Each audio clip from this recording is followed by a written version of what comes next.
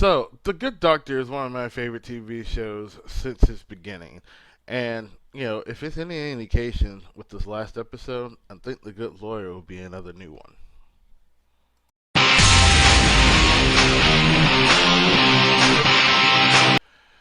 What's up, everybody? It is KR0, and today I'm back with you with another personal review of The Good Doctor, episode 16 to be exact, which is a backdoor pilot for The Good Lawyer.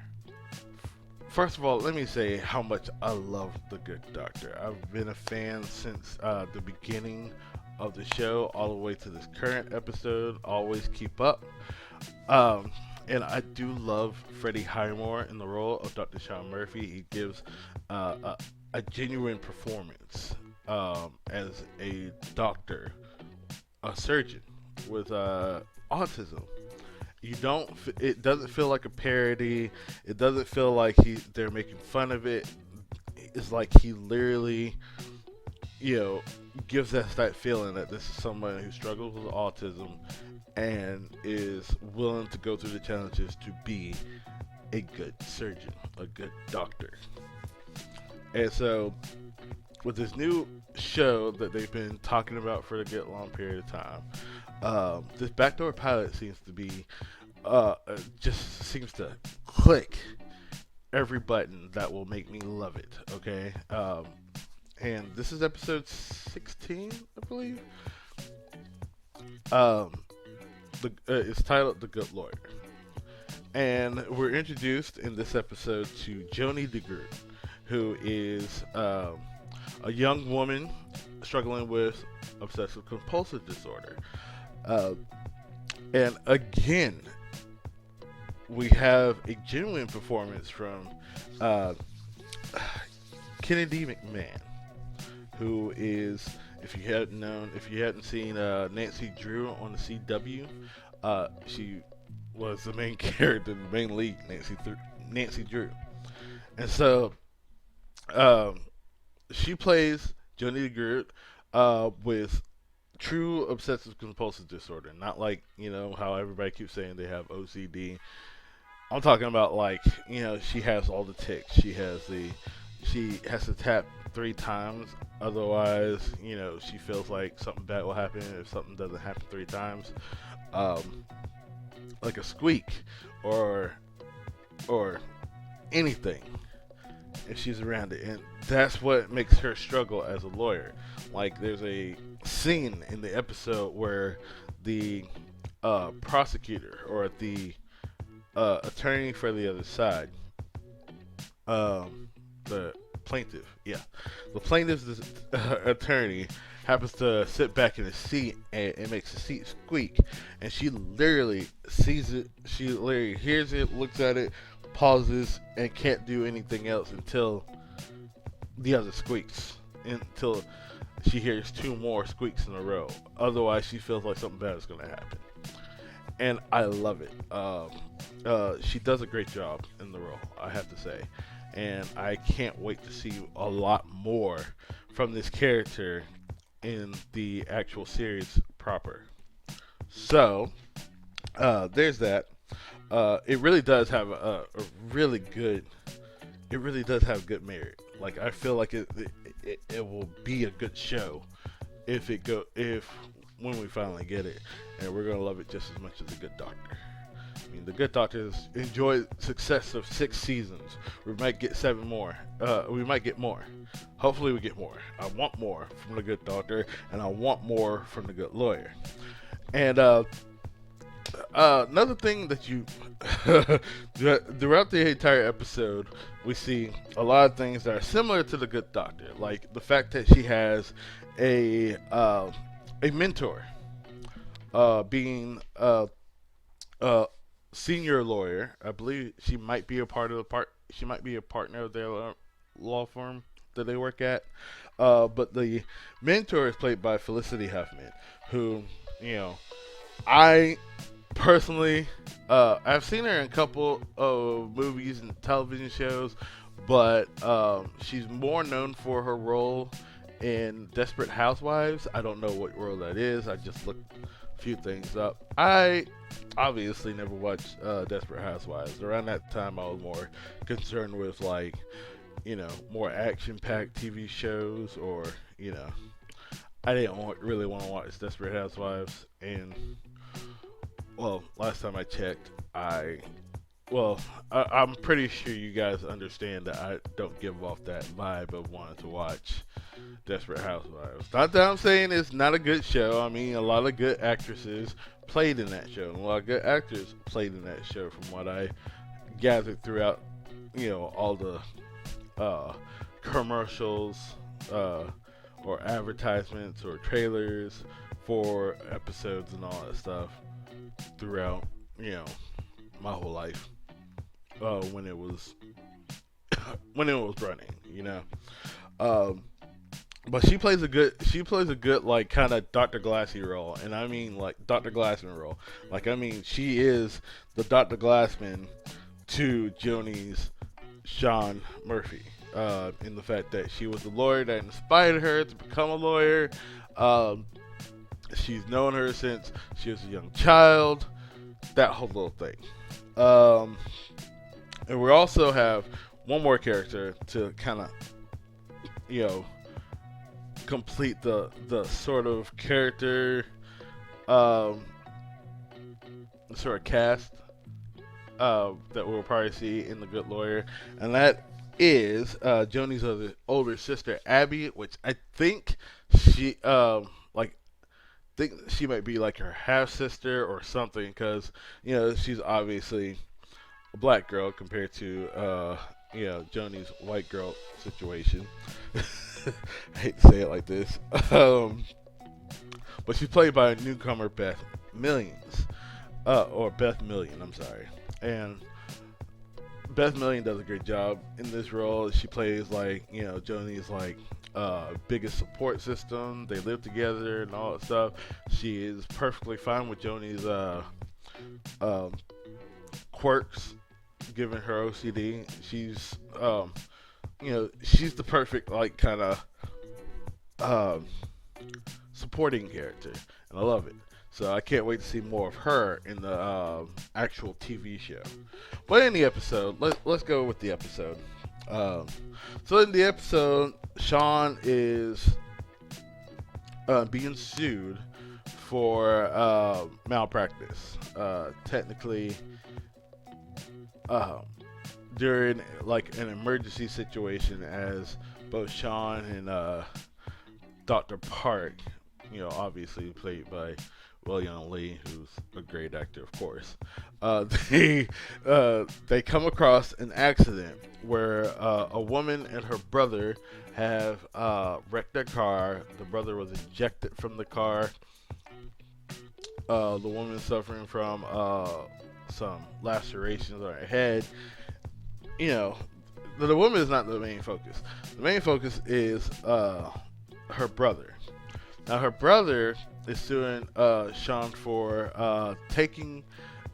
for amputating his hand, when it's a possibility his hand could have been saved. But due to the fact that it was an emergency situation, like Sean thought that like the man might die from blockage. Like an artery blockage or something like that, or artery damage after being ejected from the car, and it could like cause his heart to like stop and everything.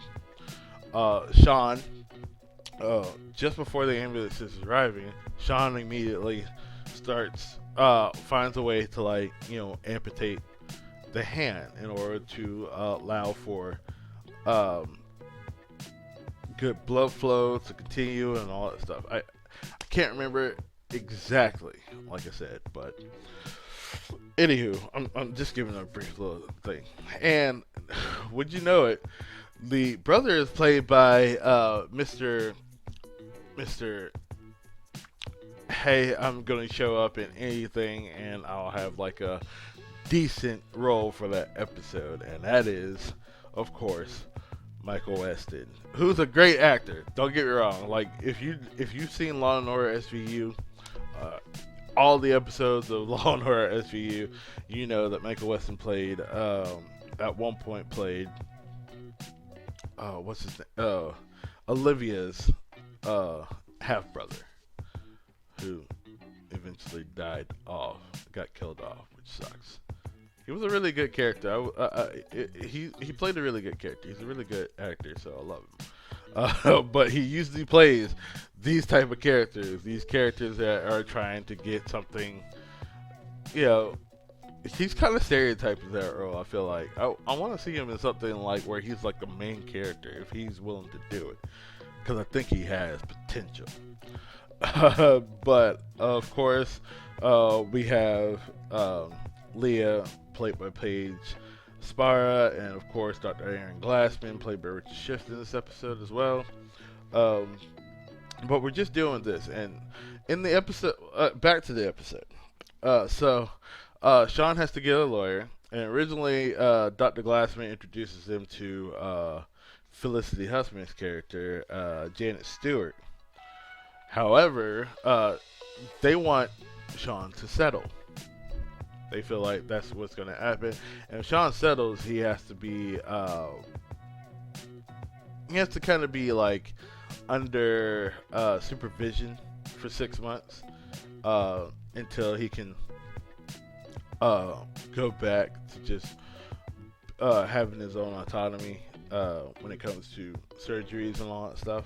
However, but he's already obtained resident status, so he kind of doesn't want to do that. But he's kind of backed into the corner, and that's where he meets Joni. Now, Joni, she's a great legal mind. She has great researching ability, especially with her OCD, which helps her, tremendously.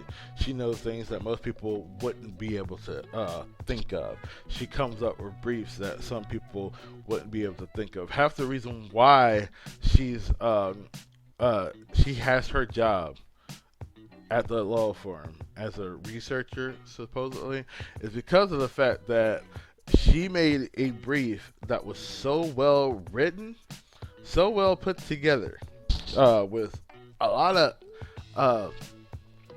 of legal. What's the terminology that I'm looking for? A lot of legal precedents that backs her claim in order to prevent them from firing her. They tried to fire her. She was like, I read this brief. You can't fire me for this, that, and third. And it was so good that law firm they can't touch her. They have to place her somewhere, and they place her in research. And she's a great researcher. She can figure out precedents like none other. Okay, she has it in her brain. Okay, and so she pretty much stops Sean, tells him that there's a possibility he could do this, that, and the third, and she's kind of worried that he wants to settle, and because he has such a good argument, he's like, oh, and sees how her little closet office is set up. He immediately just goes, this is going to be my lawyer. And throughout the entire episode, he's basically like trying to show not only her, but her mentor that she is a good lawyer. And that's the only lawyer that he wants to defend him. Somebody who has that same determination that he has. And it fits. And it's perfect, okay? Anywho.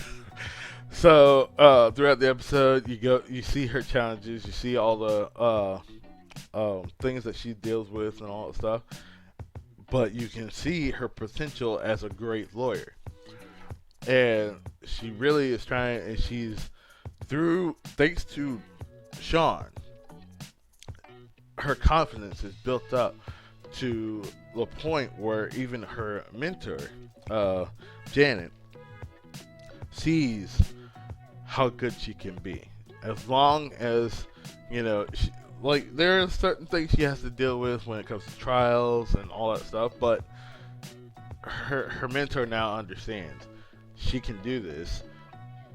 She just needs that chance. She just needs that ability to pull it off. And I think she realized she got to give it to her because she has it. She got it. She does it. Originally, it just feels like Janet's just like, I got this. I don't care what Sean says. I'm gonna be first chair. You're gonna be second chair because you screwed up the in the first uh, chance you got. And then she just comes out with a really good. She figures it out. She figures certain things out, and it's beautiful. I really should have wrote more notes. Now I'm going off of no notes, but basically the show was good. I loved it. I genuinely think that The Good Lawyer, whenever it comes out, it's probably gonna come out like how these backdoor pilots work out. It's either gonna come out in the fall, or hopefully it gets a summer series. Like when we're done with The Good Doctor during the fall season, fall and early spring season, we get The Good Lawyer from the summer to that little in between. I hope they do that. If not, we're gonna have The Good Doctor, Good Lawyer nights. Hopefully that will work. We see The Good Doctor at first, and then we see The Good Lawyer. That would be great too. I'm just, like I said, I'm a fan, and Kennedy McMahon. I think they chose right with her playing this role because she did a great job as Nancy Drew in the Nancy Drew TV show. I loved her in that. That was half the reason. That was most of the reason as to why I watched the first season. Not because she's a cutie or anything like that. She just portrayed the role of Nancy Drew perfectly. She gave it that full, you really felt like she was this smart, uh, this smart, intuitive woman who just had to deal with all this stuff. And the only reason why I stopped watching is because it got a little too supernaturally. I felt like it was gonna be I thought it was gonna be like one of those dramas that's more realistic with just a hint of the supernatural. But then second season, it was just all supernatural. It felt like so. I don't know what to tell you. I lost. I just didn't put as much into the second season. So, I mean, that's how I felt about Riverdale. Riverdale, great first season. Second season, first half of the second season was good, and then I just kind of trailed off because it just didn't feel like it felt like it was going too far into this other genre that I felt like we just had too much of. We already had Supernatural for the longest period of time. I'm going off. We had Supernatural for the longest period of time, and Supernatural was great. It's still great to my eyes, okay? But then we have, Riverdale, and then we had Nancy Drew. I'd rather Nancy Drew just be mystery, you know what I mean? With just a hint of supernatural. Just like I was all about Riverdale being just mystery without the supernatural, slight sci-fi element to it. You know what I mean? That's who I am. But I guess that's gonna be it for me today. Yeah, I did kind of pad the timer. So, you guys have a great day, and I will talk to you guys later. All right, peace out.